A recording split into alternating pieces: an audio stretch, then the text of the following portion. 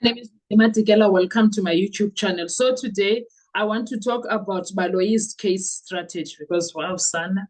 Oh my God, the things that we are going through as we are busy with the Senzo Meyiwa case, they are too much, guys. So Baloyi is busy building a case or a disaster. I'm sure it's a bomb awaiting to happen, Sana, because wow.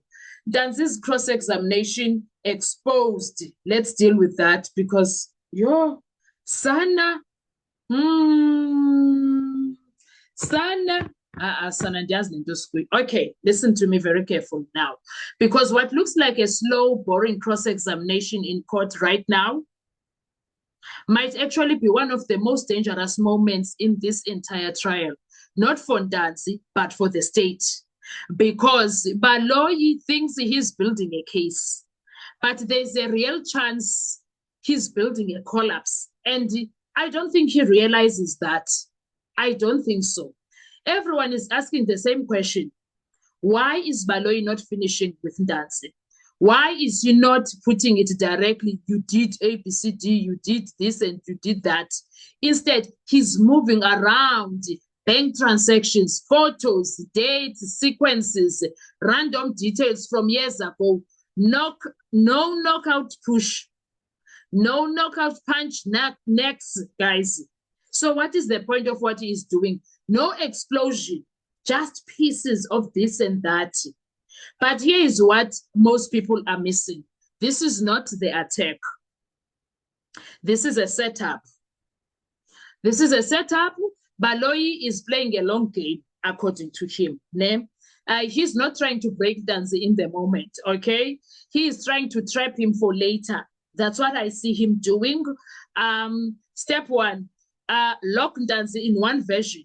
Where were you? What time? Who were you with? Did you see your card? Do you remember this? Also, bring documents next to your version.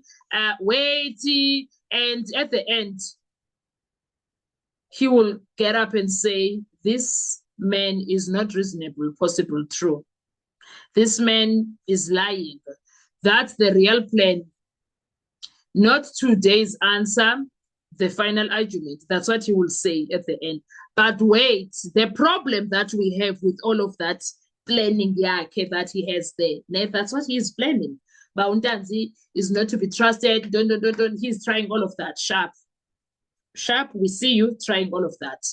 So right now, but where the issue comes is here, where things get very, very dangerous for him. That entire strategy depends on one thing. One, the evidence must be clean. The evidence must be clean, no tainted evidence. And right now, with everything that we have heard, okay, let's even forget about the entire week or the entire trial. Today only, for a second, today only. It's not looking good. It's not looking clean. Let's be honest. Incomplete records, confusing sequences, missing context, no proper sources, source witnesses, interpretation being done by the wrong people. Hey, in incidents, that is not strong evidence, guys. That is risky evidence because now Baloyi is not exposing lies. He may be creating artificial contradictions and in court. That's what he's busy with.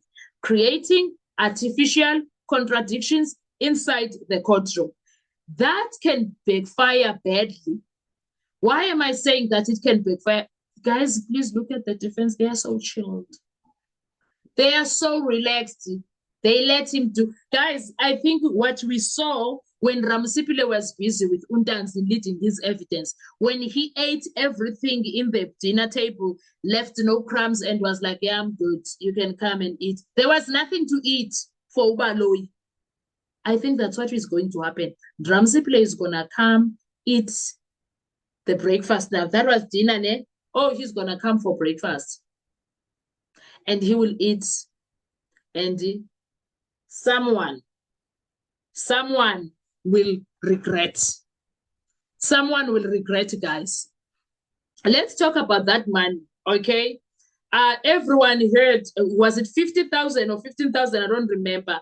Oh, 15,000 deposit. What was that? And immediately thinks, that's criminal money. But wait, what does it actually prove? I heard about 12,000, also about 3 point. What does it actually prove, guys? Could it be family contribution, funeral money, debt repayment, salary related, a forgotten transaction from years ago? Yes, it can be anything. It can be anything. So unless the state can link that money to the crime, it's just a number. There's nothing to it. And here's the danger. Baloyi wants the court to treat I don't remember as you are lying. But legally, that is not automatic. People forget things. It's been 12 years now. People forget things, guys, especially old transactions, especially when the state itself is not giving full context. They are busy searching for the full context from you. You will forget things. And I like that the defense is doing the counterattacks there. I'm waiting for them to come. Now, here is where the defense becomes dangerous. They don't need perfect answers. They don't need to explain everything immediately. All they need to do is to show the records are incomplete, the interpretation is speculative, the source is missing, the timeline is messy, the state is guessing. Boom. That's enough for reasonable doubt. Because Baloyi is not a bank expert. He can't come here and busy be interpreting the bank statements. Why? Is he a banker?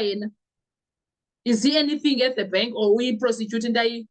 He can't be talking about it. He can't go and analyze bank statements. No, he can't do that. He's not the forensic analyst from the bank. He can't do that.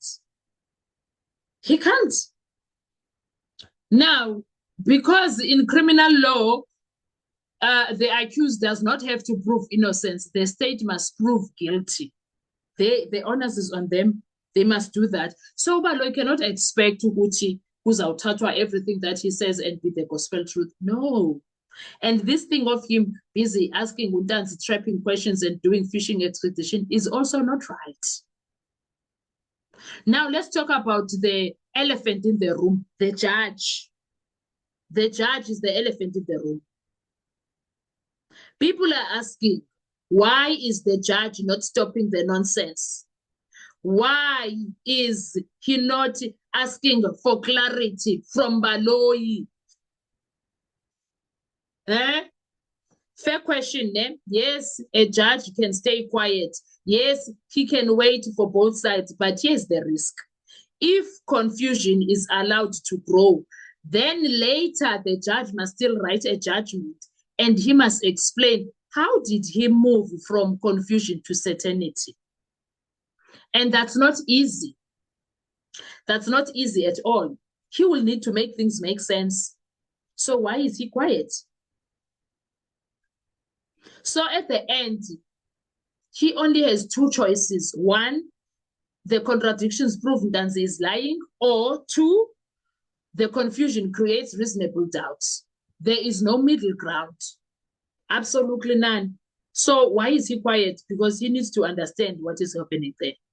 But then again, this is Judge Ratha, Mr. Know-it-all, Mr. Acting as if this is my terrain and I know everything. And this is where everything flips, because Baloyi thinks he is tightening the rope around Ntanzi. But if the evidence is weak, he may actually be tightening it around the state. Every missing document, unclear sequence, speculative interpretation from him regarding bank statements, unproven links weakens the prosecution, not strengthens it. I don't know if someone can tell him, because, excuse me, sir, it's not it. What you are doing there, that's not it, Mr. Sekai. Let's say it clearly. Baloyi's theory is Ntanzi is lying because the evidence contradicts him. But the defense answer is your evidence is incomplete, confused, and open to innocent explanation. And in criminal law, if both versions are possible, the state loses. So don't be fooled by the slow pace. Don't be fooled by the lack of drama. This is not about one moment. This is about what survives at the end. Because right now, Baloyi is building something. The only question is it a solid case or a tower of suspicion that will collapse under its own weight? And if it's the second one, then this cross-examination won't destroy Ntanzi. It will expose the limits of the state case. And that's that. Thank you so much. I'll see you on our next video. Bye-bye.